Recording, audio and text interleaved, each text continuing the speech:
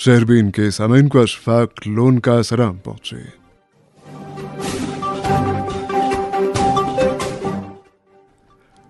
आज के खास मौज़ूआत हैं। मरकजी वज़ीर ख़ज़ाना निर्मला सीतारमण ने साल 2025-26 का बजट पार्लियामेंट में पेश किया। 12 लाख रुपए की आमदनी पर अब कोई टैक्स नहीं होगा।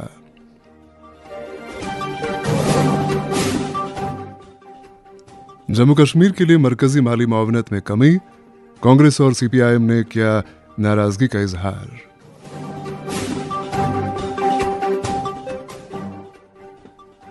जम्मू कश्मीर के किसानों, बेरोजगार नौजवानों और फ्रूट ग्रोवर्स के लिए बजट में कोई रिलीफ नहीं, सीपीआईएम लीडर मोहम्मद यूसुफ तारिगामी।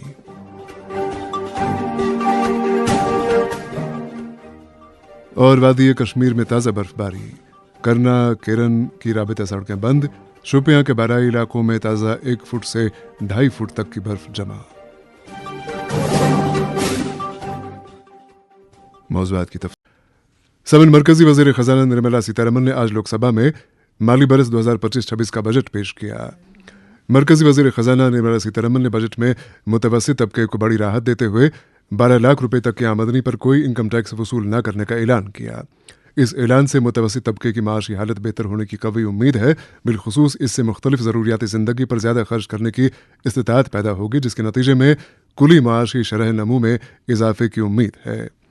वज़ीर ख़ज़ाना ने मज़ीद कहा कि 12 लाख की आमदन टैक्स से मुस्तस्ना किए जाने के अलावा मुख्तलिफ ज़ुमरों के लिए टैक्स स्लैब में हौसला बख्श तब्दीली की गई है, जिसकी रूह से 4 लाख रुपए तक की आमदनी पर 5%, 4 लाख से 8 लाख रुपए तक की आमदनी पर 10%, 12 लाख से 16 लाख तक की आमदनी पर 15%, 16 लाख से 20 लाख रुपए तक की आमदनी पर 20%, 20 लाख रुपए से 24 लाख रुपए तक की आमदनी पर 25% और 24 लाख रुपए से ज्यादा की आमदनी पर 30% टैक्स लगेगा। इसके अलावा 2025-26 के सालाना बजट में स्टार्टअप्स को मजीद बढ़ावा देने, हुनरमंदी के लिए मौके पैदा करने और मजमूई तौर पर बचत और सरमायाकारी को बढ़ावा देने पर तवज्जो मरकूज की गई है। I am now happy to announce that there will be no income tax payable up to income of 12 lakh rupees.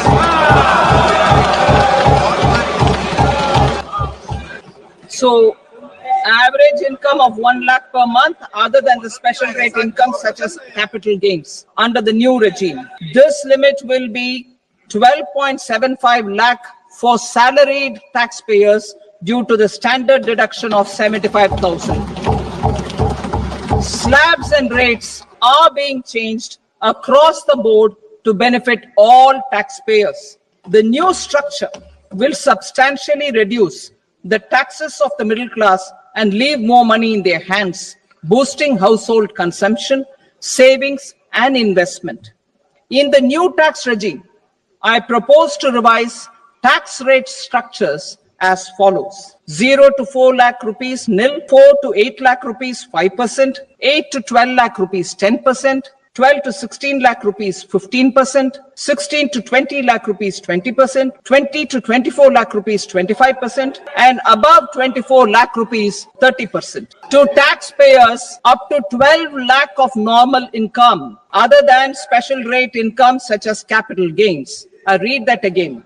To taxpayers up to 12 lakh of income other than special rate income such as capital gains, tax rebate is being provided in addition to the benefit due to slab rate reduction in such a manner that there is no tax payable by them. The total tax benefit of slab rate changes and rebate at different income levels can be illustrated with a few examples. A taxpayer in the new regime with an income of 12 lakh rupees will get a benefit of 80,000 rupees in tax, which is 100% of tax payable as per the existing rates.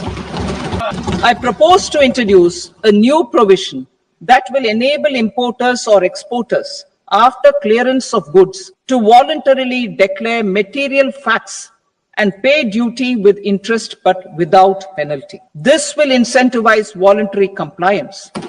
However, this will not apply in cases where department has already initiated audit or investigation proceedings. For industry to better plan their imports, I propose to extend the time limit for the end use of imported inputs in the relevant rules from 6 months to 1 year. This will provide operational flexibility in view of cost and uncertainty of supply. Further, such importers will now have to file only quarterly statements instead of a monthly statement. I am happy to inform this August House and the country that for new income tax bill, I also propose to remove TCS on remittances for education purposes, where such remittances is out of a loan taken from a specified financial institution. वजीर खजाना निर्मला सीतारमन जिन्होंने आज parliament में 2025-26 का budget पेश किया। 2025-26 के budget की दीगर नुमाया तजावीज़ से आपको रोशनास कराते हैं। 12.7 लाख टन सालाना पैदावारी सलाहियत वाला प्लांट नामरूप आसाम में कायम किया जाएगा। 5 लाख खवातीन के लिए 2 करोड़ रुपए की टर्म लोन, 2 करोड़ रुपए तक का टर्म लोन। भारत को खिलौनों का आलमी मरकज बनाने का मंसूबा। बिहार में national institute of food technology, entrepreneurship and management का कयाम। सरकारी स्कूलों में 50,000 अटल टिंकरिंग लैब्स का कयाम। सरकारी सेकेंडरी स्कूलों और प्राइमरी हेल्थ सेंटर्स में broadband connectivity. Indian languages book scheme का कयाम। National skill centre of excellence का कयाम। हुनरमंदी के 5 कौमी मराकज़ का कयाम। 5 IITs में इजाफी इंफ्रास्ट्रक्चर की तनसीब। आर्टिफिशियल इंटेलिजेंस पर एक सेंटर ऑफ एक्सलेंस कायम किया जाएगा जिसकी कुल लागत 500 करोड़ रुपए है। मेडिकल कॉलेजों और अस्पतालों में मजीद 75,000 सीटें बढ़ाने का प्रोग्राम। तमाम जिला अस्पतालों में डे केयर कैंसर सेंटर्स। कारकुनों की फलाह बहबूद के लिए समाजी तहफ़्फ़ुज़ की स्कीम के तहत ऑनलाइन प्लेटफॉर्म। रियासतों को बगैर सूद के 50 साल कर्जाजात के लिए 1.5 लाख करोड़ रुपए मुख्तस करने की तजवीज़। जल जीवन मिशन 2028 तक बढ़ाया गया। अगले 10 बरस में 150 नए हवाई अड्डों के लिए तरमीमशुदा उड़ान प्लान का ऐलान। रिहायशी यूनिटों को मुकम्मल करने के लिए 15,000 करोड़ का फंड बनाने का ऐलान। मुल्क के 50 आला सियाहती मकामात को तैयार करने की तजवीज़। इंश्योरेंस सेक्टर में FDI की हद 74% से बढ़ाकर 100%। बुजुर्ग शहरियों के लिए सूद की कटौती की हद 50,000 रुपये से दोगुनी करके 1 लाख रुपये। और छोटे खैराती ट्रस्टों और इदारों के रजिस्ट्रेशन की मुद्दत में 5 साल का इजाफा करके इसे 10 साल कर दिया गया। लोकसभा में बजट पेश होने के 1 घंटे बाद राज्यसभा की कार्रवाई शुरू हुई। चेयरमैन जगदीप धनखड़ की गैर मौजूदगी में डेप्यूटी चेयरपर्सन हरिवंश ने कार्रवाई चलाई। ऑपोजिशन अराकीन के हंगामे के दरमियान निर्मला सीतारमन ने बजट और मालियाती पॉलिसी मुसवदे की एक कॉपी ऐवान में पेश की। मरकजी वजीर खजाना निर्मला सीतारमन ने ऐलान किया कि 6 जिला बख्श अद्वियात को 5% ड्यूटी की रियायती शरह के तहत लाया जा रहा है। उन्होंने कहा कि 37 दीगर अद्वियात और मरीजों के लिए 13 नए इमदादी प्रोग्रामों को BCD से मुस्तस्ना रखा जाएगा, बशर्ते कि अद्वियात और इमदादी प्रोग्राम मरीजों को मुफ्त फराहम किए जाएं।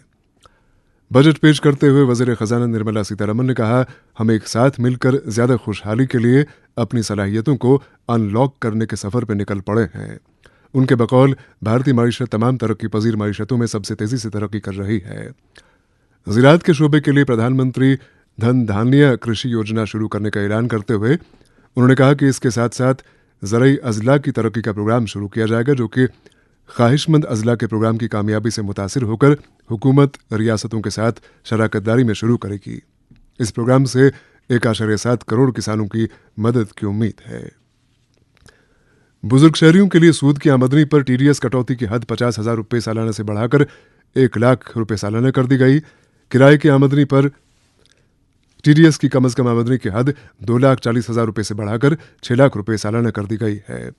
बैरून मुल्क रकम भेजने के लिए रिजर्व बैंक ऑफ इंडिया की लिबरलाइज्ड स्कीम LRS के तहत TCS 6 लाख के बजाय 10 लाख रुपये से ज़्यादा की रकम पर लागू होगा और अब सिर्फ सामान की फ़रोख्त पर TDS लागू होगा। वज़ीर ख़जाना निर्मला सीतारमन ने ज़राअत के बाद MSME सेक्टर को भारतीय मईशत का दूसरा इंजन करार दिया और कहा कि उनके प्लांट और मशीनरी में सरमायाकारी की ज़्यादा से ज़्यादा हद 2.5 गुना और कारोबार की हद को 2 गुना कर दिया गया है।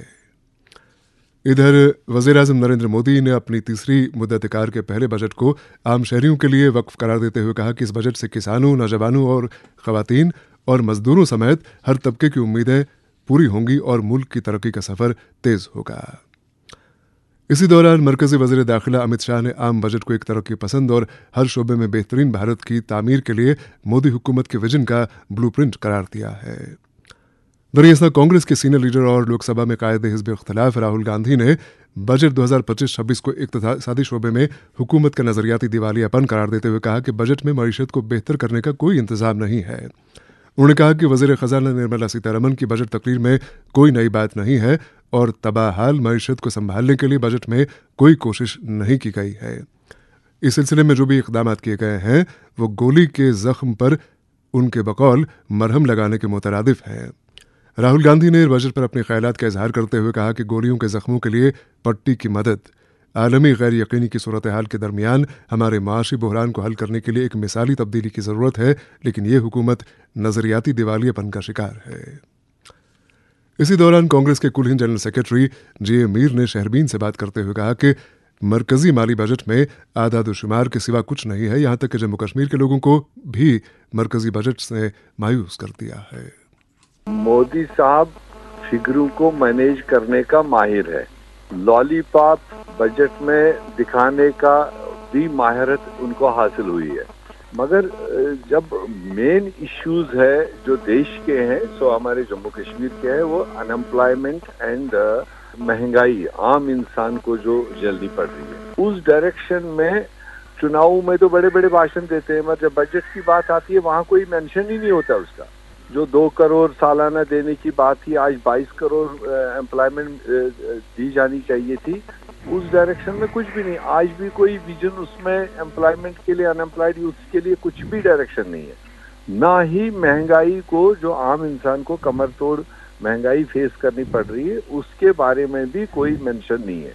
यूं तो अलग स्टेट इलेक्शनों में अब कंपटीशन में गैस को 500 रुपए करेंगे और महिलाओं को 2500 रुपए देंगे, अनएम्प्लॉयड यूथ को ये देंगे, तो वो नेशनल सरकार है जो एक एक करके एक एक कंपटीशन में अलग अलग स्टेटों में अब फॉलो कर रहे हैं दूसरे लोगों को। ऐसे में इस तरह का विजन पूरे देश के लिए उनको देना चाहिए था, बजटरी सपोर्ट के साथ देना चाहिए था, जिससे देश आगे बढ़ जाता। तो देयरफॉर हम इसको मतलब एज इट इज, जो पहले बजट थे वही बजट आज है, और इसमें ज्यादातर जो उसके अपने दोस्तों के लिए, जो उसके अडानीज और दूसरे लोग हैं, उनके लिए स्कोप ज्यादा होती है, मगर आम इंसान के लिए, राहत के लिए कोई भी चीज इस बजट में नहीं है। जम्मू कश्मीर को जो ये सेंट्रल गवर्नमेंट की तरफ से जो असिस्टेंस दी जाती है, अब की बार जो है की तजवीज रखी गई है? नहीं, पहले 42,000 करोड़ था पिछले बार, इस बार 41,000 करोड़ देकर के पिछली असिस्टेंस रेट को भी कम किया है, जबकि सारा जम्मू कश्मीर इस बार एक्सपेक्ट कर रहा था, क्योंकि इस बार पॉपुलर सरकार है, वहां पर लोकल डिमांड्स और डेवलपमेंटल डिमांड्स ज्यादा बढ़ेंगी, जिसमें सेंट्रल असिस्टेंस की जरूरत होती है। जो प्रोजेक्ट जाते हैं उसमें जब तक ना सेंट्रल असिस्टेंस इंश्योर हो, तब तक वो आगे बढ़ते नहीं है। तो अगर पिछली बार के मुकाबले में 1,000 करोड़ वैसे ही कम दिखा दिया, तो ये dishonour to the public verdict है। अगर 10 साल के बाद चुनाव हुआ, 10 साल के बाद वहाँ सरकार बनी, सरकार के एस्पिरेशंस जो हैं, जो एक्सपेक्टेशंस है, उनके नुमाइंदों को जो 90 सीटों का हाउस बना है, तो कुदरती बात है डिमांड्स तो ज्यादा आएंगी कंपैरेटिवली पिछले 7 साल से। तो इस बार उनको 42 के बजाय 50 को करने के, उसी पिछली असिस्टेंस लिमिट को कम करके फिर एक मजाक जम्मू कश्मीर के लोगों के साथ किया। मरकजी सालाना बजट में जम्मू कश्मीर की मामलत में कमी बात कर रहे थे कांग्रेस के कुल हिंद जनरल सेक्रेटरी जी.ए. मीर। शहरबीन जारी है। जम्मू कश्मीर के हर घर की आवाज शहरबीन आप आकाशवाणी श्रीनगर से मीडियम वेव और एफएम के अलावा आकाशवाणी कुपवाड़ा और भद्रवा के साथ साथ डीटीएच और आकाशवाणी के मोबाइल ऐप पे सुन रहे हैं। आज शहरबीन के बेशतर हिस्से में बजट 2025-26 की बात हो रही है। इसी दौरान जम्मू कश्मीर के लेफ्टिनेंट गवर्नर मनोज सिन्हा ने वजीर खजाना निर्मला सीतारमण के पार्लियामेंट में पेश किए गए साल 2025-26 के मरकजी बजट की सताइश की है और इसको मुतवस्सित तबके के लिए हौसला अफजा करार दिया है। उन्होंने कहा, गरीबों, नौजवानों, किसानों और खवातीन के लिए मईशत को तेज़ रफ्तार और जरूरतमंदाना तरक्याती इक़दामात पर लाने के लिए वज़ीर आज़म नरेंद्र मोदी का भी मैं मशकूर हूँ।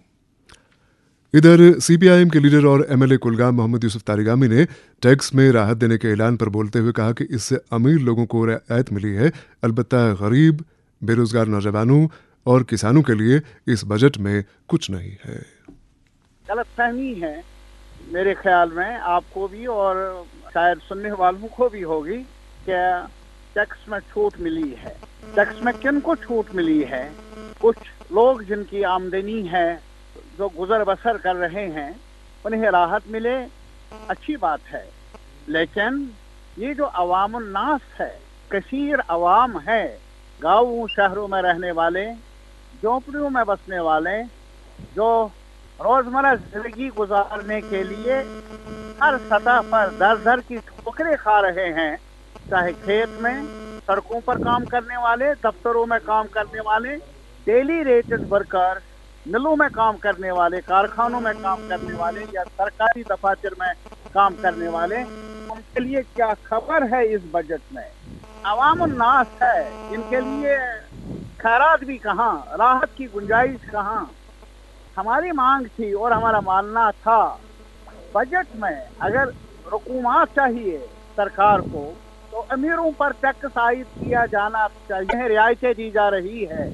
आज भी अभी आप देख लेंगे, जो कुव्वती खरीद है आम शहरियों की, बाजार में जाकर देख लीजिए, मशरिक से मगरिब तक हर सतह पर, शहर में, गाँवों में क्या हालत है। कमर टूट चुकी है अफराच ज़र की वजह से, महंगाई की वजह से, और इसी वजह से बड़ा हिस्सा हमारी आबादी का किसान वावेला कर रहा है, सड़कों पर आ रहा है, लेकिन कोई सुनने के लिए तैयार नहीं।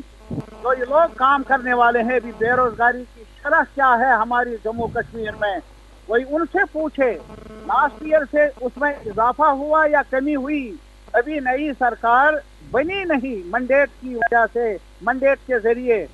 लास्ट ईयर 41,000 करोड़ था बजट और 42,000 करोड़ था, इस साल 41,000 करोड़। अखराजात बढ़ गए हैं महंगाई की वजह से, अफराच ज़र की वजह से, डिमांड ज्यादा है, लेकिन इस सरकार को हम पसंद नहीं, हमारे अवाम का मंडेट पसंद नहीं, और इसीलिए बजट में रुकूमात का इजाफा करना उनके लिए बहुत ज्यादा मुश्किल बन गया है। वो बर्दाश्त नहीं करते हैं कि राहत मिले जम्मू कश्मीर के अवाम को। बहरहाल ये सिलसिला आगे बढ़ेगा।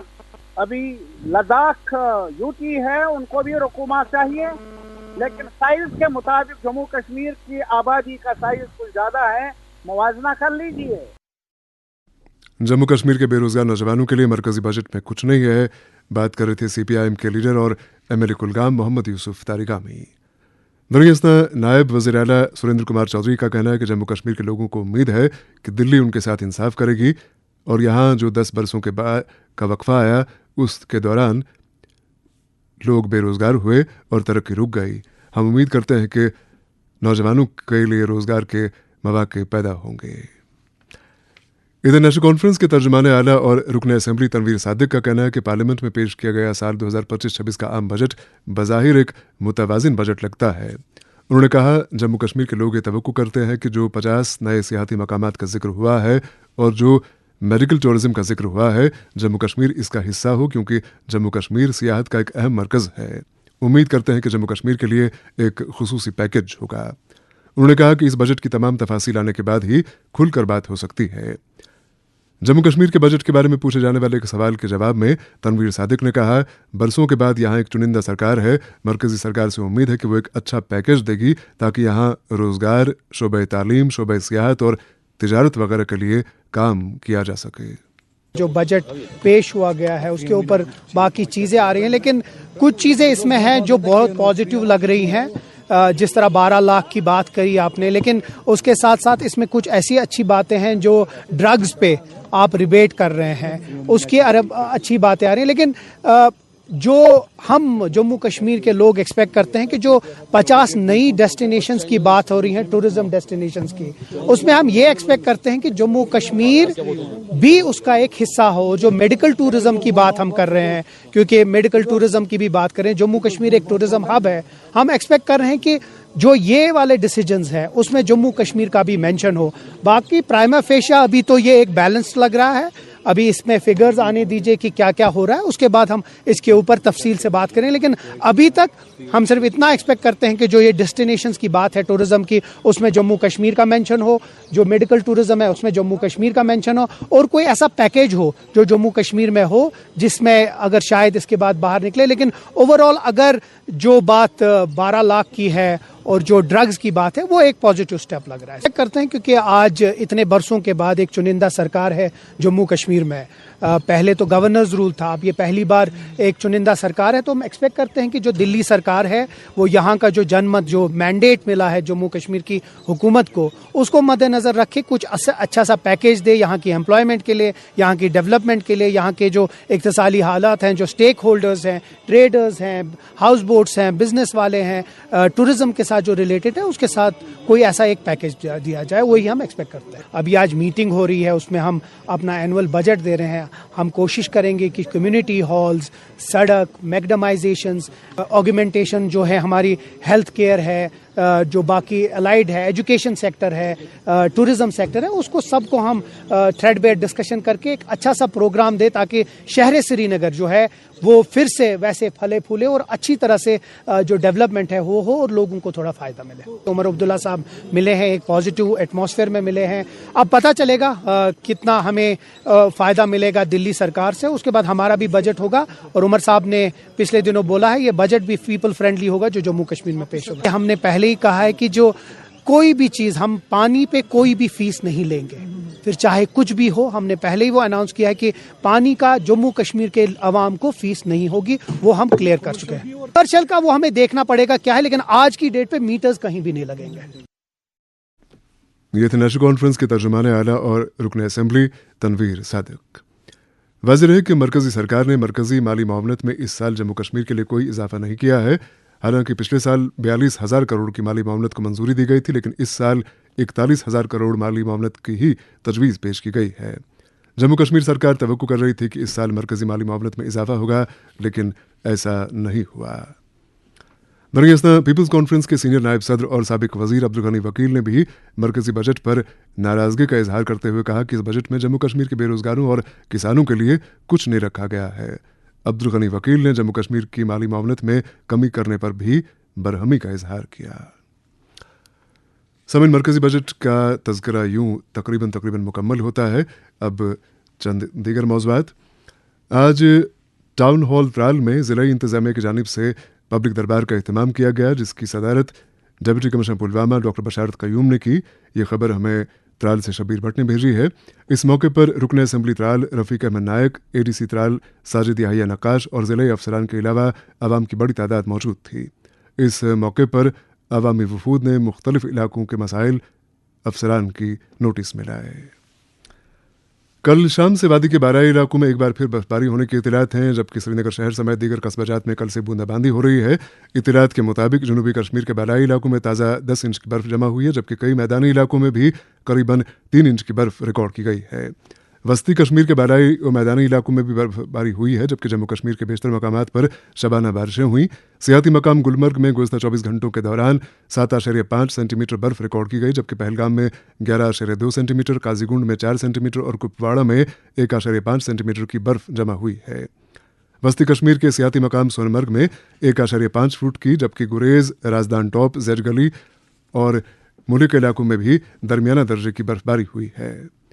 इसी दौरान मालूम हुआ है कि कुपवाड़ा और उड़ी के पहाड़ी इलाकों में भी ताज़ा बर्फबारी हुई है। कुपवाड़ा से हमारे नुमाइंदे की इत्तला है कि ताज़ा बर्फबारी के नतीजे में कुपवाड़ा से सरहदी इलाकों की तरफ जाने वाली करना, केरन और मत्सिल की राबिता सड़कें एहतियाती तौर पर ट्रैफिक के लिए बंद कर दी गई हैं। बीकन का कहना है कि इन बालाई इलाकों में कल शाम से ही रुक रुक कर बर्फबारी हो रही है। लोगों को इन शाहराहों पर सफ़र करने से कबल कंट्रोल रूम से राबिता कायम करने की सलाह दी गई है। और इसी दौरान शुपियां से फैयाज वानी की इत्तला है कि आज ज़िले के मैदानी और पहाड़ी इलाकों में ताज़ा बर्फबारी से मामूलाती ज़िंदगी मुतासिर हुए। शाम देर गए तक ज़िलाई हेडक्वार्टर पर 6 इंच की बर्फ रिकॉर्ड की गई, जबकि तारीख़ी मुगल रोड के दोनों तरफ वाक़े हुरपुरा, दुबजन, जजनाड़ और पीर की गली में 1 फुट से लेकर 2.5 फुट तक के बर्फ पड़ने की इत्तला मिली है। इसके साथ ही शहरबीन का वक्तव्य ख़त्म हुआ चाहता है। प्रोग्राम के मेज़बान और डेस्क एडिटर अशफाक लो।